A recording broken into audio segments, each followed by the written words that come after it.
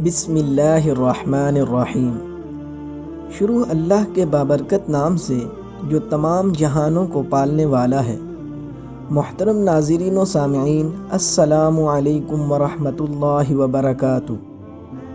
محترم ناظرین، آج کا ہمارا موضوع حضرت علی رضی اللہ تعالی عنہ کی بارگاہ میں ایک پیچیدہ مقدمہ اور اس کا فیصلہ ہے۔ جیسا کہ آپ جانتے ہیں کہ مولا علی شیر خدا فاتح خیبر، جن کے بارے میں حضرت محمد صلی اللہ علیہ وسلم نے فرمایا کہ میں علم کا شہر ہوں اور علی اس کا دروازہ ہے۔ رب ذوالجلال نے حضرت علی رضی اللہ تعالی عنہ کو دنیا کے علوم سے نوازا۔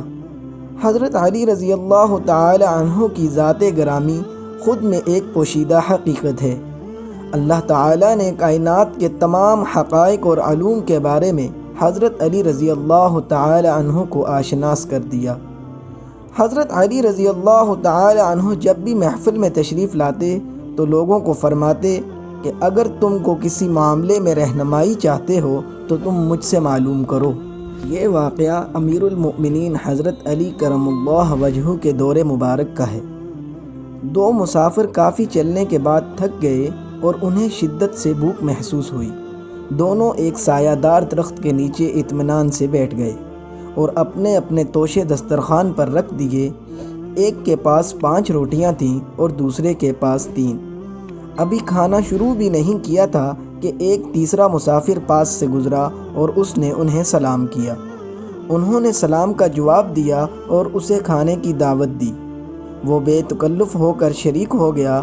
تینوں نے برابر روٹیاں کھائیں۔ کھانا ختم ہونے کے بعد وہ صاحب کھڑے ہوئے اور ان دونوں کے پاس 8 درہم رکھتے ہوئے کہا، میں نے آپ دونوں صاحبان کا جو کھانا تناول کیا ہے اس کے عوض یہ 8 درہم رکھ لیجئے۔ وہ صاحب تو دام دے کر چلے گئے، مگر ان دونوں حضرات کے درمیان بٹوارے کو لے کر تنازع شروع ہو گیا۔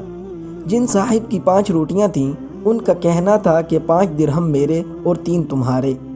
انہوں نے یہ فیصلہ شاید اس لیے کیا کہ وہ سمجھ رہے تھے کہ رقم دینے والے نے 8 درہم اسی لیے دیے کہ ہر روٹی کے عوض 1 درہم دیا جائے، اس لیے 5 روٹی کے مالک اپنے حق میں 5 درہم رکھنا چاہتے تھے اور دوسرے صاحب کو 3 روٹی کے عوض 3 درہم دینا چاہتے تھے۔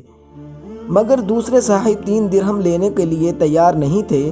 ان کا کہنا تھا کہ یہ رقم چونکہ دونوں کو ایک ساتھ دی ہے اس لیے اس کے برابر حصے کیے جائیں، اس طرح میرے حصے میں 4 درہم آنے چاہیے، اور وہ 4 درہم لینے کے لیے بضد تھے۔ آخر کافی بحث کے بعد یہ مسئلہ حل نہ ہو سکا تو وہ امیر المؤمنین حضرت علی رضی اللہ تعالی عنہ کی بارگاہ میں فیصلے کے لیے حاضر ہوئے۔ دونوں نے پورا واقعہ تفصیلاً بیان کر دیا۔ پورا واقعہ سننے کے بعد آپ رضی اللہ تعالی عنہ نے 3 روٹی والے شخص سے فرمایا کہ جب تمہارا ساتھی 3 درہم تمہیں دینے کے لیے تیار ہے تو تم 3 درہم پر راضی ہو جاؤ، لیکن وہ 4 پر ہی اڑ گیا۔ آپ رضی اللہ تعالی عنہ نے فرمایا کہ تمہارا ساتھی تمہیں 3 درہم دے کر تم پر احسان ہی کرنا چاہتا ہے، ورنہ انصاف کا تقاضا یہ ہے کہ تمہیں 1 ہی درہم ملنا چاہیے۔ اس شخص نے بڑے ہی ادب سے کہا کہ سبحان اللہ، اگر انصاف کا یہی تقاضا ہے تو مجھے اس کی وجہ بتائیے، میں اسے قبول کر لوں گا۔ حضرت علی رضی اللہ تعالی عنہ نے اسے سمجھاتے ہوئے فرمایا، روٹیاں 8 تھیں اور کھانے والے 3۔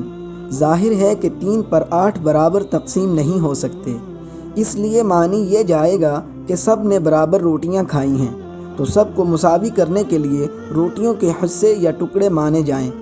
ہر روٹی کو 3 ٹکڑوں میں تقسیم کیا جائے۔ اس طرح 8 روٹیوں کے 24 ٹکڑے ہوئے۔ اس حساب سے ہر شخص نے روٹیوں کے 8 ٹکڑے کھائے۔ اب چونکہ تمہاری 3 روٹیاں تھیں اس لیے اس کے 9 ٹکڑے ہوئے، جس میں سے 8 ٹکڑے تم نے کھائے اور باقی ایک بچا ٹکڑا جو تیسرے شخص نے کھایا۔ تمہارے ساتھی کے پاس 5 روٹیاں تھیں، ان کے 15 ٹکڑے ہوئے، جن میں سے 8 ٹکڑے اس نے کھائے، باقی بچے 7 ٹکڑے جو تیسرے صاحب نے کھائے۔